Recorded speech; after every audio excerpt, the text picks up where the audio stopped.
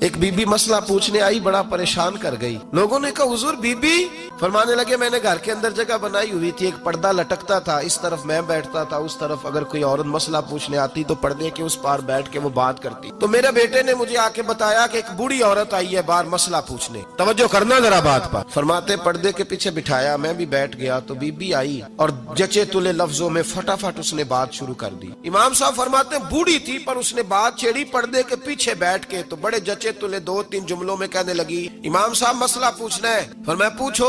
کہتے میں بڑا تیار تھا اور میں اللہ نے بڑا علم سے انہیں نوازا تھا. کہتے میں پریشان کبھی نہیں ہوا تھا، لیکن یہ بی بی پریشان کر گئی. فرماتے ہیں میں نے کہا بی بی پوچھو.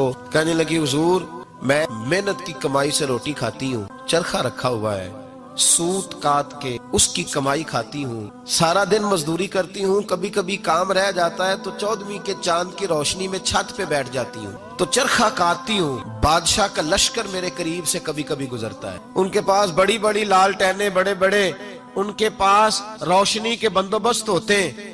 لشکر بادشاہ کا گزرتا ہے تو بہت بڑا لشکر ہوتا ہے، کئی کلومیٹر تک وہ گزرتا جاتا ہے، تو کئی دفعہ اچانک اس کی روشنی بھی میرے چرخے پہ پڑ جاتی ہے.